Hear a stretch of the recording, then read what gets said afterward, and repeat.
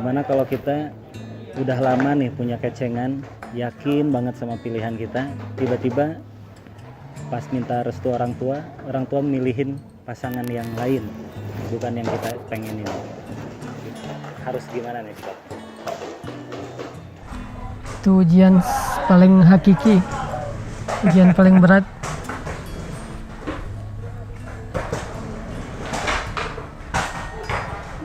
Pasangan itu kan, jodoh itu kan Allah takdirkan ya.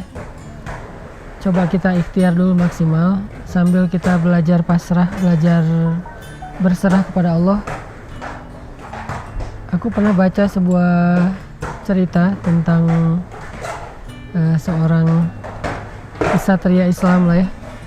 Dia itu jatuh cinta dengan seorang perempuan yang berbeda, bukan hanya suku, berbeda bangsa. Satu orang Turki, yang satu lagi orang Arab.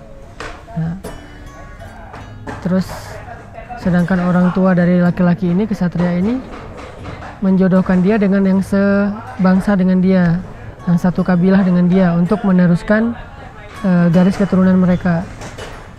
Dia ini berpegang prinsip akhlak. Dia nggak mau membantah ayahnya, nggak mau membantah ibunya, tapi dia terus berdoa kepada Allah dan berikhtiar dengan menunjukkan kepada ayahnya tentang dia tuh cinta banget kepada si cewek ini, dan si cewek ini baik banget sehingga layak menjadi pasangan dia. Itulah yang dia lakukan sampai pada akhirnya, karena emang takdirnya cewek ini adalah jodoh dia, akhirnya takdir yang membuat skenario itu. Cewek yang tadi dijodohin sama ayahnya melakukan kesalahan yang diawali dengan kecemburuannya yang berlebihan. Kesalahan inilah yang menghilangkan respect dari ayahnya si cowok, sehingga akhirnya dia mau berdamai dengan cewek yang beda suku atau beda bangsa itu.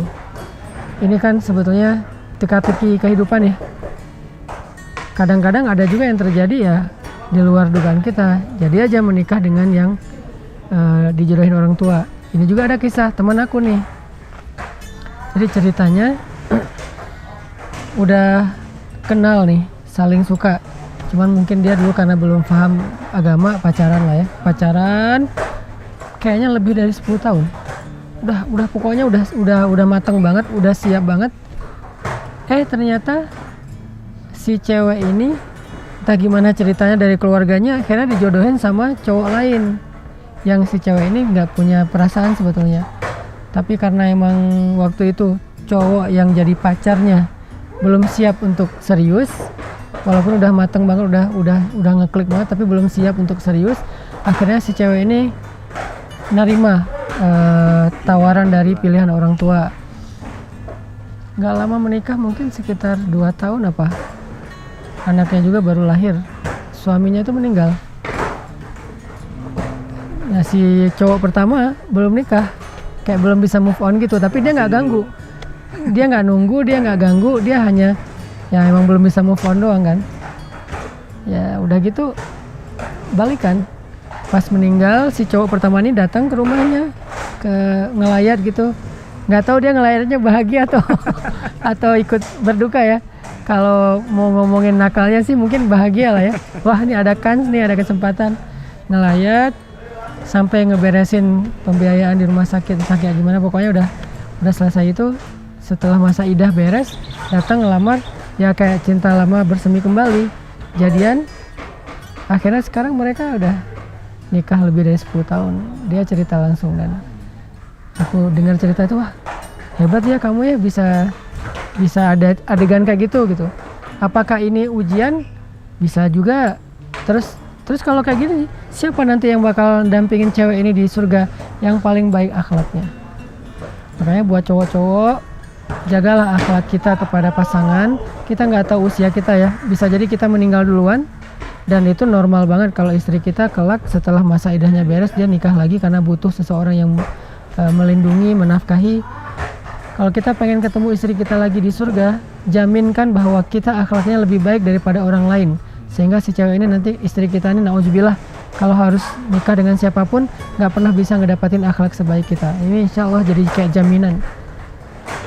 ada yang berpendapat suami yang terakhir, tapi kalau aku lebih cenderung kepada pendapat ini buat hiburan buat diri sendiri, yang paling baik akhlaknya, walaupun kita masih belajar lah ya, gitu sih.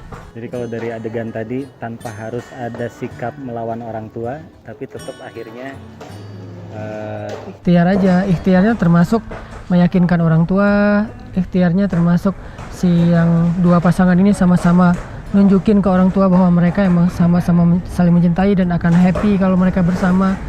Ikhtiar dengan mengetuk pintu langit, ikhtiar dengan ya semua yang bisa dilakuin, dengan syarat jangan durhaka kepada orang tua. Arti durhaka itu buruk akhlaknya kepada orang tua, kawin lari segala macam, janganlah. Kalau ternyata habis-habisan ikhtiar terjadi juga yang nggak diinginkan, Ustaz gimana? Ya mungkin mirip dengan cerita yang kedua. Ustaz udah terjadi dan kita udah nunggu 5 tahun nggak meninggal nih, gimana nih? Jangan berharap orang meninggal juga sih. Ini ntar saya jadi ngajarin yang nggak benar. Ya mungkin itulah yang terbaik. Pernah ngerasain kayak gitu? Jangan dijawab, bahaya. Ya aku juga pernah lah ngerasain kayak dulu udah kayak siap banget mau nikah, terus ternyata entah apa pertimbangannya nggak jadi gitu kan nggak disebutin namanya. Siapapun yang mau kepo nggak bakalan ketahuan karena saya udah move on. Terus ya ternyata emang Allah pilihkan untuk aku yang cocok sesuai dengan kehidupan aku, yang si perempuan ini juga cocok sesuai dengan ini kayak diedit aja jadi curhat. ya mungkin di situ berlaku yang katanya apa yang menurut kamu baik belum tentu. Nah ayatnya wa asa an takrahu syai'an, nah itu benar banget. Mending kamu aja duduk di sini lu. Wa asa an takrahu syai'an wa huwa khairul lakum wa asa an tuhibbu syai'an wa huwa syarrul lakum. Kata-kata paling penting itu di kalimat berikutnya, wallahu ya'lamu wa antum la ta'lamun. Allah itu lebih tahu dan kamu nggak tahu. Disitulah kita belajar, rela nggak kita dengan ayat itu, ngamalin ayat itu aja. Bisa jadi apa yang kamu tidak suka adalah baik untuk kamu, bisa jadi yang kamu suka adalah buruk untuk kamu. Allah lebih tahu dan kamu nggak tahu. Bisa nggak ngamalin ayat itu aja dalam pilihan-pilihan yang berat atau kenyataan-kenyataan yang berat dalam hidup kita. Itu jadi bisa berlaku untuk aplikasinya terhadap pasangan, terhadap jabatan di perusahaan yang kita inginkan banget, atau di organisasi kayak gitu ya. Bisa Bang.